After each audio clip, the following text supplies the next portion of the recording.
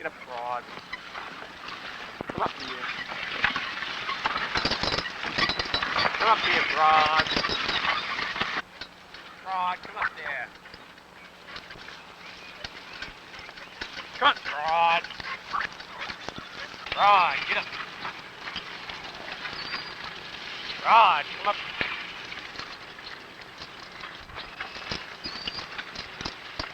Come up there, Rod.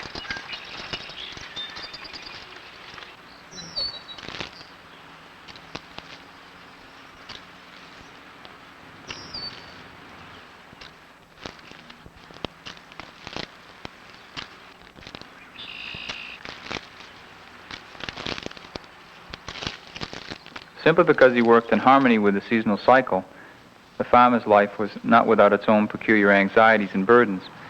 A heavy downpour or an early frost, a midsummer drought, could easily destroy his crops and place the entire family in a difficult situation. Winter work could easily become tedious. Spring, on the other hand, was a period of intense activity and apprehension, and summer was a time of hard work, attentiveness, and waiting. The farmer sought to master his environment, but often he found himself at the mercy of the elements.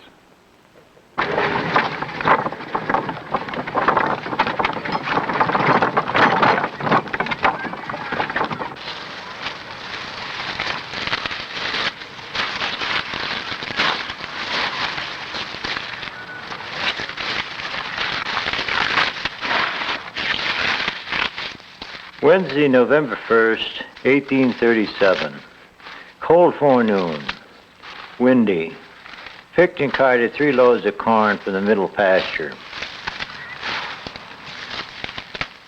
2nd, Thursday. Clear and windy. Picked and carted 5 loads of corn.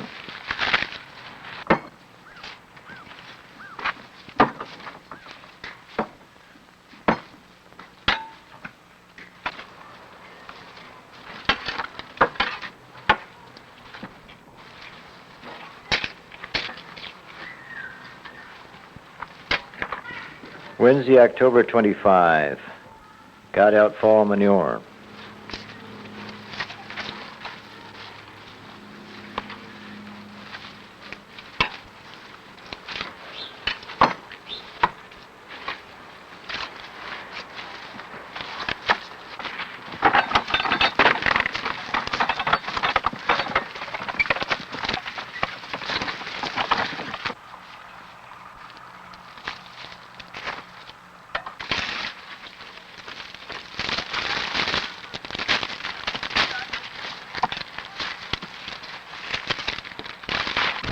Second, Friday.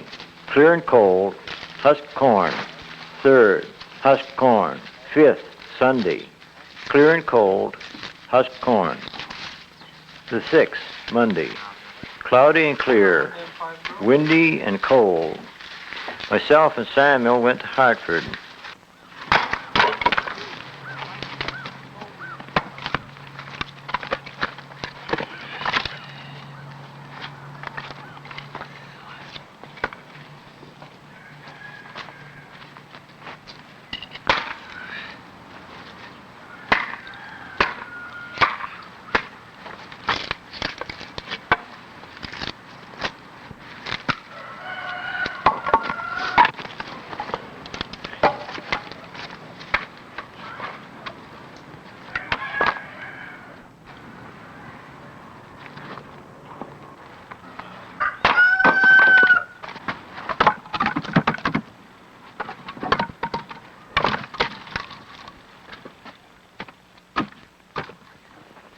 Sunday, March 29. Clear. Worked to splitting and piling wood and have for several days past.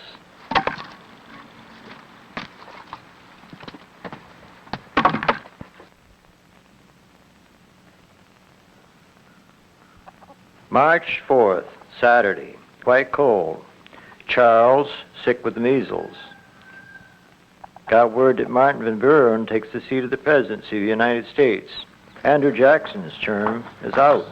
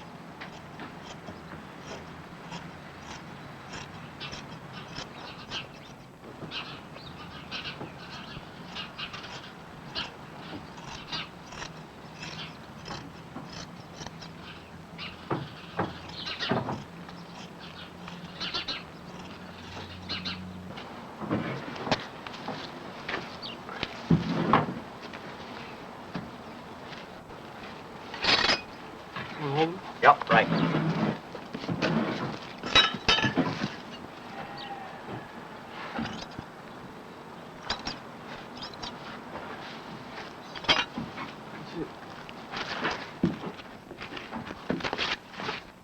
Monday, May 29. Clear but cold. Sheared the sheep.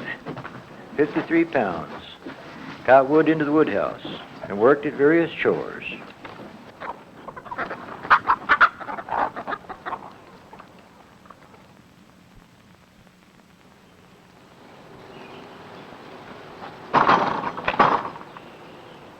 Farming was family work, and work was divided according to age and sex.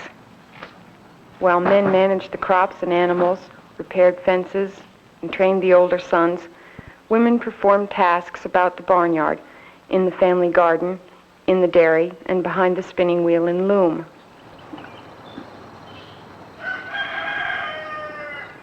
Cheese was made early in the day.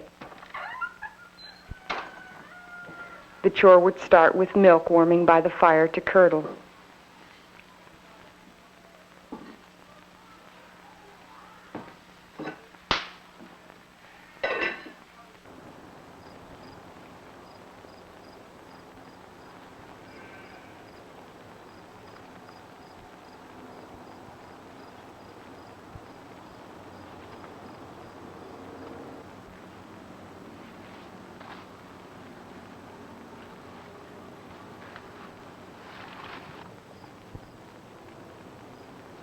Children were assigned simple but time-consuming chores, while an older daughter often had to assume household responsibilities, like butter and cheese making, for a mother who was sick, had died, or was carrying a child. On the farm, versatility was a virtue. Monday. Washed and did the work. Father has 5 or 6 men haying. I have worked quite too hard and am about sick tonight.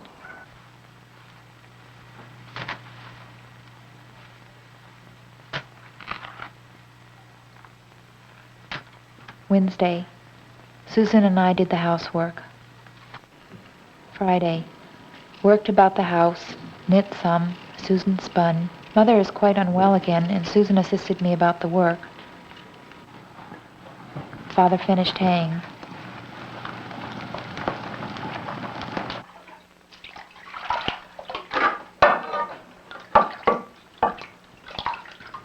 Made a cheese and baked with Susan's help.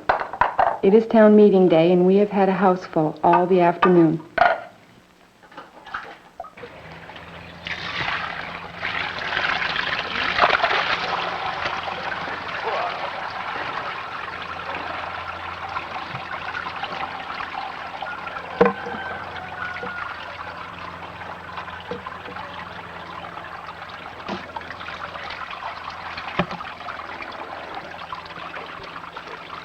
Come hold it.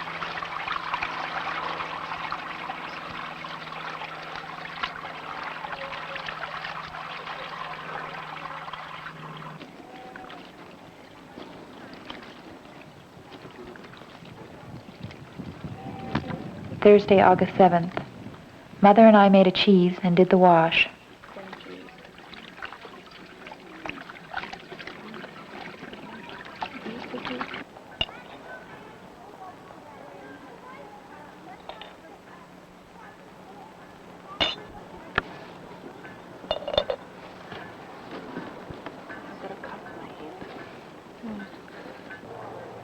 Making cheese was good economy. It not only preserved milk and cream, which were plentiful in summertime and hard to keep, but it gave the family an important item for trade.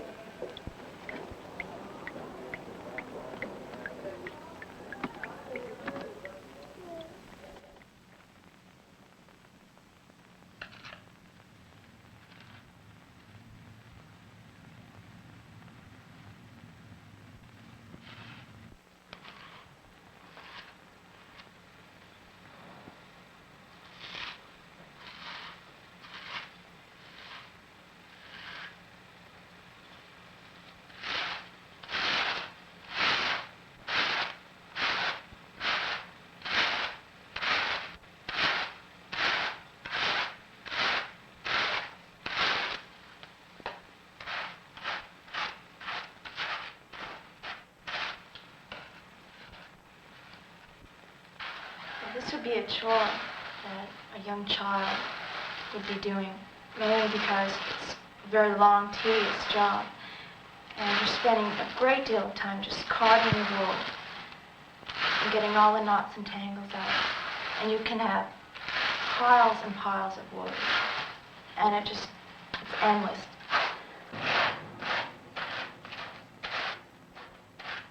You can count about a pound a day, and that's doing a lot of work.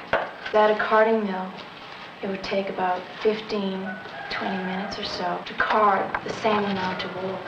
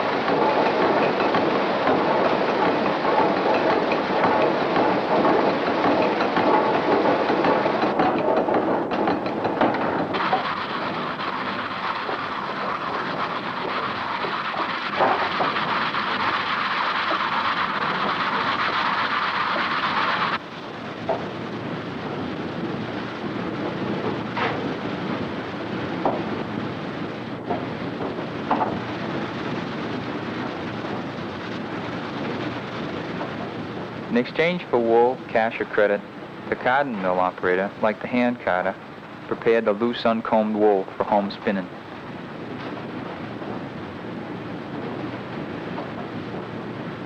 The mills harnessed water power to turn its pulleys, gears, and belts, producing carded wool in quantities that the hand carder could not possibly achieve. This machine freed her from a task which traditionally had been done in the home. The introduction of cotton mills represents part of a changing relationship between rural New Englanders, their work, and the tools that served them.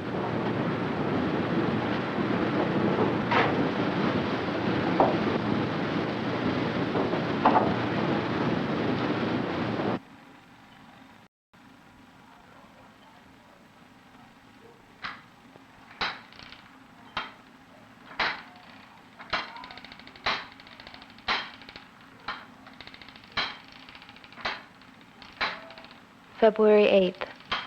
I spun swingling toe, have spun 2 skeins a day, every day for 3 weeks past.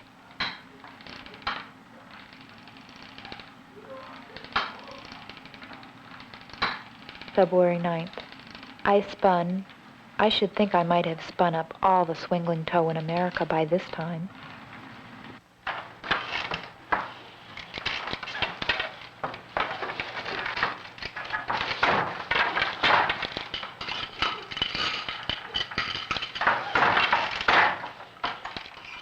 I think it must have been at home, for I somehow or somewhere got the idea, while I was a small child, that the chief end of woman was to make clothing for mankind. This thought came over me with a sudden dread one Sabbath morning when I was a toddling thing, led along by my sister, behind my father and mother. As they walked arm in arm before me, I lifted my eyes from my father's heels to his head and mused how tall he is, and how long his coat looks, and how many thousand stitches there must be in his coat. And I suppose I have got to grow up and have a husband, and put all those little stitches into his coats. It hardly seemed to me as if life were worth living. I went on to a meeting, and I suppose I forgot my trouble in a hymn.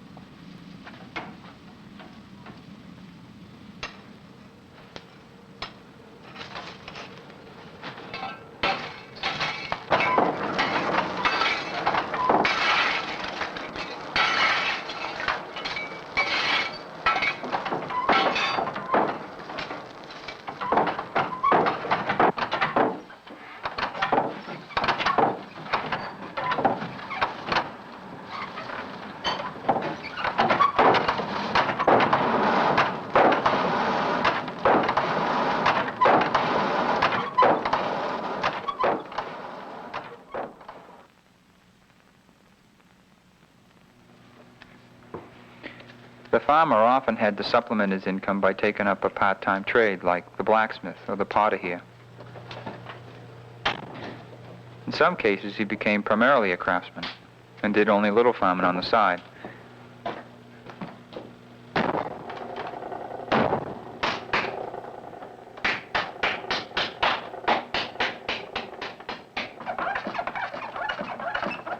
And it was not uncommon to find a man who did, say, both blacksmithing and coopering, for the times demanded of him many skills.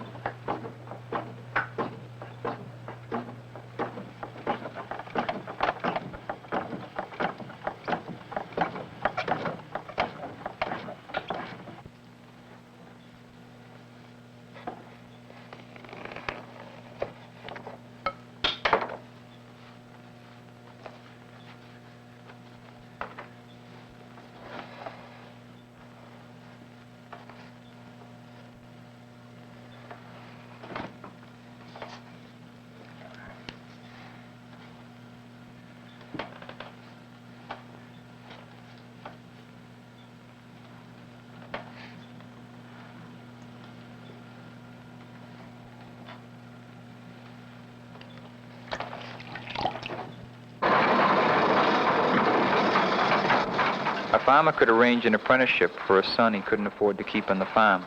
A young man could learn not only the craft skills of the master, but he would also learn business skills and morals and manners.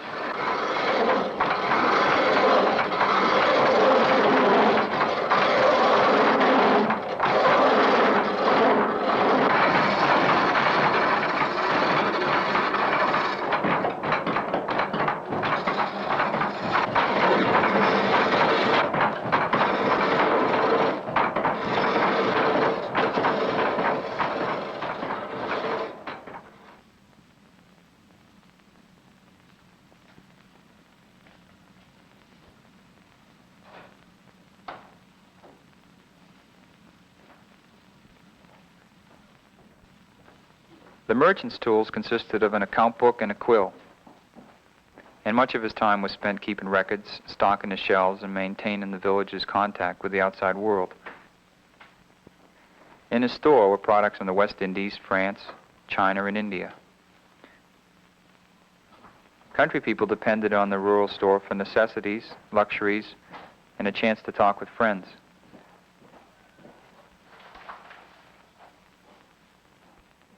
In exchange for cheese and butter and homespun cloth, they could purchase factory-made textiles, imported tools, mirrors, tobacco, medicines, and seeds.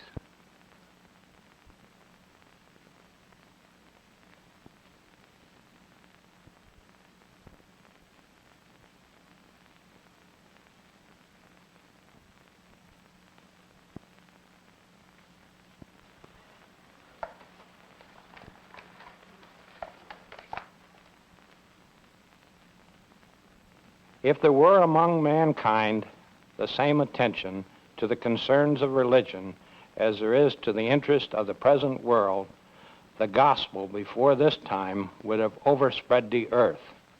If mankind felt the same solicitude to improve in virtue and goodness as to increase in wealth and power, if the same concern to spread the knowledge of religion as to promote arts, manufactures, and commerce, Christianity would have long since been the religion of the world.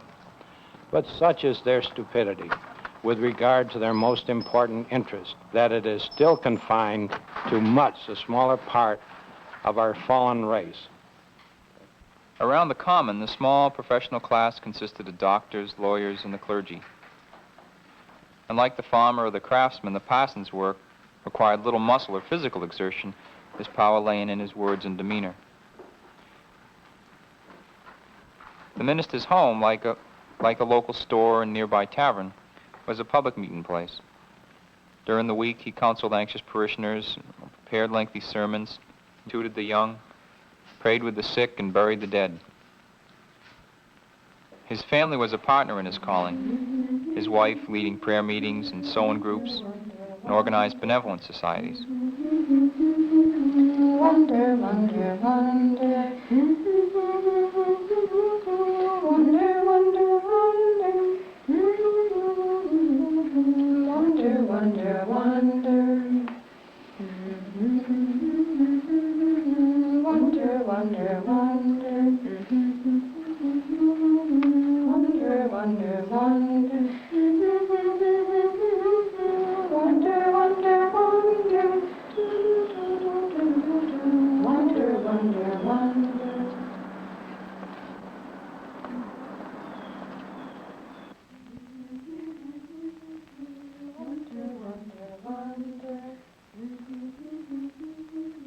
Wonder, wonder, wonder. Wonder, wonder, wonder. Wonder, wonder, wonder.